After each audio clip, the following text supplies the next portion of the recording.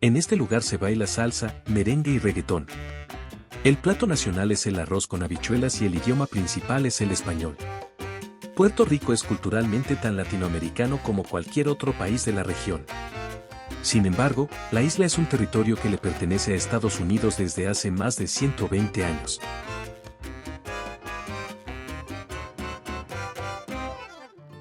Algunos lo consideran la colonia más antigua del mundo. Y es que, después de pertenecer a España durante casi 4 siglos, Puerto Rico pasó a ser un territorio de Estados Unidos en el siglo XIX y nunca ha sido un país independiente. Aunque en la actualidad cuenta con una constitución y un limitado gobierno propio, los asuntos primordiales los decide Estados Unidos. Pero, ¿cómo fue que Puerto Rico se convirtió en parte de Estados Unidos? Eso te lo contamos en breve.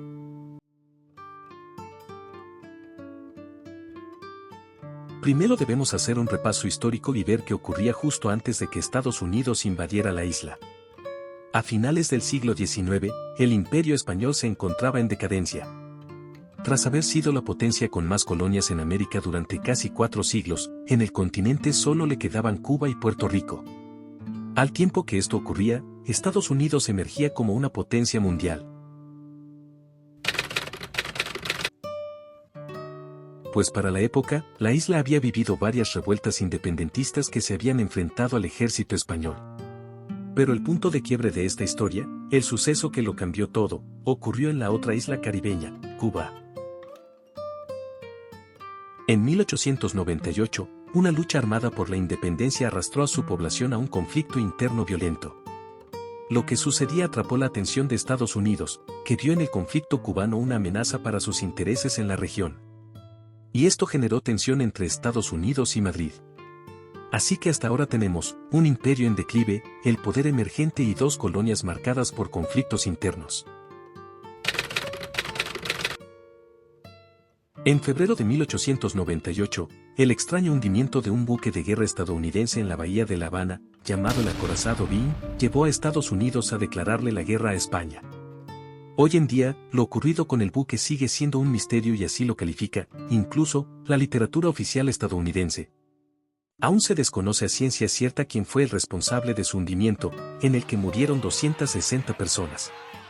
Este hecho hizo que Estados Unidos decidiera implicarse a favor de la independencia cubana, y al mismo tiempo llevó a su ejército a invadir Puerto Rico en julio de ese mismo año, con el apoyo de muchos boricuas. Las fuerzas del general Mays desembarcaron el 25 de julio de 1898 en una bahía del sur de Puerto Rico que se llama Guánica, donde no encontraron ninguna resistencia. En ese momento los pueblos se lanzaron a vitorear, en gran medida al ejército invasor, ya que para ellos España significaba el atraso y Estados Unidos significaba prosperidad, innovación, modernidad y democracia. La guerra culminó con el Tratado de París, que se firmó en diciembre de ese año. Con el acuerdo, Madrid se comprometió a garantizar la independencia de Cuba. También a vender a los Estados Unidos el archipiélago de Filipinas por $20 millones y a cederle Puerto Rico. Pero el territorio boricua no era el principal objetivo de los estadounidenses, aunque sí era clave para su estrategia militar. Pues para entender esto, hay que mencionar otro hito en el continente, la construcción del Canal de Panamá. Finalmente, está decidido que va a ser un canal y Puerto Rico es la llave para lo que se llama el seno mexicano, es decir, todo el Caribe y el Golfo de México. Así que el verdadero atractivo era la posición geográfica de Puerto Rico, que le ofrecía al país norteamericano un enclave estratégico para fines militares. Luego de la invasión, la isla tuvo por varios años gobiernos militares nombrados directamente por Estados Unidos. En este periodo también nacieron nuevos movimientos independentistas contra los que Estados Unidos emprendió una fuerte persecución a través de sus agencias de inteligencia y la policía local.